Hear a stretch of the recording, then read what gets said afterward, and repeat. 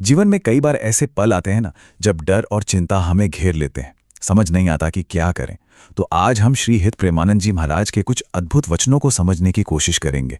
जानेंगे कि आखिर कैसे कैसे हम इस डर से पूरी तरह मुक्त होकर एक अटूट विश्वास के साथ जी सकते हैं। तो चलिए इस आध्यात्मिक सफर पर आगे बढ़ते हैं। ये सवाल शायद हम सब ने कभी न कभी अपने आप से पूछा है कि जब जिंदगी में सब कुछ गलत हो रहा हो तो क्या करें।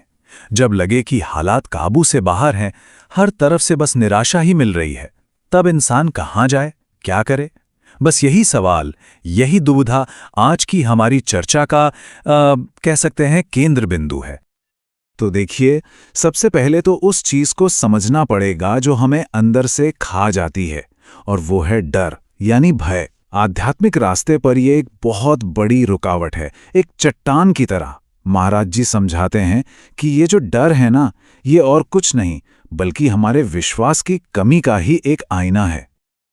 तो मतलब साफ है, ये जो डर है ये कोई बाहर का दुश्मन नहीं है जो हम पर हमला कर रहा है।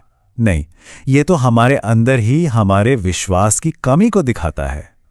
सोचिए, अगर हमारे प्रभु पर, हमारे इष्ट पर हमारी श्रद्धा अटूट हो तो फिर डर की जगह ही कहाँ बचेगी। अरे, जिसके बस में काल तक है उससे भला कैसा डर।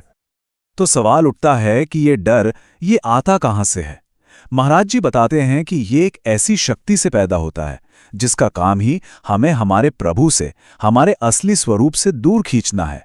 शास्त्रों में इस शक्ति का एक नाम भी है। चलिए जरा और गहराई में जाकर समझते हैं कि आखिर ये है क्या। इसी शक्ति को कहते हैं माया। और ये समझना बहुत जरूरी है कि माया कोई इंसान या कोई चीज नहीं है। ये तो एक तरह की प्रवृत्ति है, एक धोखा जिसका बस एक ही मकसद है, हमें भगवान के रास्ते से भटका देना। महाराज जी ने इसे इतने सरल शब्दों में समझाया है कि कोई भी चीज, कोई भी इंसान, कोई भी जगह जो हमारे मन को प्रभु से दूर ले जाए, बस वही माया है। ये किसी औरत या मर्द के शरीर की बात नहीं है। ये तो हर उस चीज की बात है जहां मैं और मेरा का भाव, ये भाव बहुत ज्यादा बढ़ जाता है। कभी सोचिएगा, क्या हमारी जिंदगी में भी ऐसी चीजें हैं? और पता है, माया का काम करने का तरीका बड़ा दिलचस्प है। वो सुख का, आजादी का एक चारा फेंकती है। हमें लगता है अरे वाह, हम तो आजाद हैं, हम मजा कर रहे हैं। पर जैसे ही हम उस चारे को पकड़ते हैं ना, बस हम बंधन के, डर के जाल में ऐसे फंसते हैं कि निकलना मुश्किल हो जाता है। वो असल में हमें अपना गुलाम बना लेती है। तो फिर सवाल यह है कि इस माया के जाल से बचें कैसे? क्या कोई रास्ता है? हाँ, बिल्कुल है। महाराज जी एक साधक के लिए 3 पिलर्स, 3 स्तंभों की बात करते हैं। 3 ऐसे नियम जो इस धोखे से बचाकर हमें सही रास्ते पर टिकाए रखते हैं। देखिए, एक साधक की जिंदगी में ये 3 बातें बहुत बहुत जरूरी हैं। सबसे पहली बात, अपने इष्ट पर अटूट विश्वास, जिसमें कोई शर्त ना हो। दूसरा, जो भी साधन गुरु ने दिया है, नाम जप हो या कुछ और, उसमें पूरी ईमानदारी से बिना किसी आलस के लगे रहना। और तीसरा, और बहुत जरूरी, अपनी इंद्रियों को इन सांसारिक चीजों का गुलाम बनने से बचाना। और एक बात, ये सिर्फ किताबी बातें नहीं है, ये कोई थ्योरी नहीं है, ये एक आजमाया हुआ सिद्ध रास्ता है। इस रास्ते पर चलकर न जाने कितने लोगों ने अपनी जिंदगी को पूरी तरह से बदल दिया है। इसका असर कितना गहरा होता है, ये समझने के लिए चलिए एक सच्ची कहानी सुनते हैं। अब जरा विश्वास की उस ताकत को महसूस करने की कोशिश करते हैं।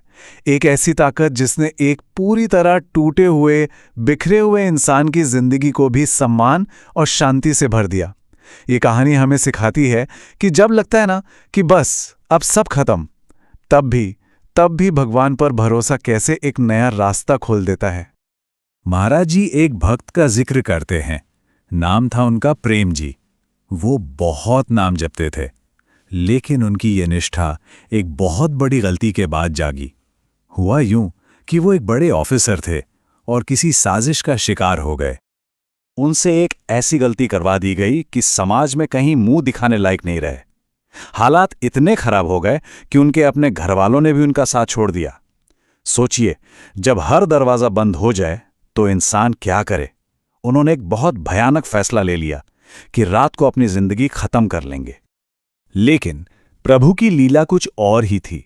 वो तो सोने का नाटक कर रहे थे, पर उन्हें गहरी नींद आ गई और सपने में एक आवाज आई।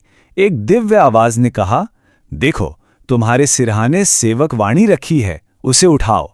मरने की कोई जरूरत नहीं है, सब ठीक हो जाएगा। बस उस एक आवाज ने, उस एक इशारे ने सब कुछ बदल दिया। उन्होंने सेवकवाणी उठाई और पूरे दिल से, पूरी श्रद्धा से श्री हरिवंश का नाम जपना शुरू कर दिया। और जानते हैं क्या हुआ? उनकी जिंदगी जो बिल्कुल बेकार हो चुकी थी, वो एक सम्मान वाली, पूजनीय जिंदगी बन गई। वो एक महात्मा बन गए। यही है सच्चे विश्वास की असली ताकत। प्रेम जी की ये कहानी हमें महाराज जी की सबसे गहरी शिक्षा की तरफ ले जाती है। और वो शिक्षा ये है कि हमारी जिंदगी में जो कुछ भी हो रहा है ना, अच्छा या बुरा, उसके पीछे एक डिवाइन प्लान है, एक दिव्य विधान है। और वो विधान आखिर में हमारे भले के लिए, हमारे परम मंगल के लिए ही काम करता है। ये एक मंत्र की तरह है जिसे हमें अपने दिल में बसा लेना चाहिए कि मेरे प्रभु जो करेंगे वो मंगल करेंगे। चाहे हालात कितने भी बुरे क्यों ना दिख रहे हों, कितनी भी तकलीफ क्यों ना हो, बस ये विश्वास पक्का रखना है कि मेरे प्रभु जो भी कर रहे हैं वो आखिर में मेरे अच्छे के लिए ही है। कई बार हमें लगता है कि अरे अब तो सब खत्म हो गया, कुछ नहीं बचा, लेकिन नहीं। हर एक घटना, हर एक परिस्थिति एक बहुत बड़े हाथ के कंट्रोल में है, और वो हाथ हमारे प्यारे कृपालु इष्ट का है। हमें बस उस डिवाइन प्लान पर भरोसा रखना है, भले ही उस वक्त वो हमें कड़वी दवाई जैसा क्यों न लगे। और जब ये विश्वास, ये भरोसा हमारी जिंदगी का बेस बन जाता है, तो नतीजा क्या होता है? नतीजा होता है एक ऐसा जीवन जो निश्चिंत है, निशंक है और निर्भय है।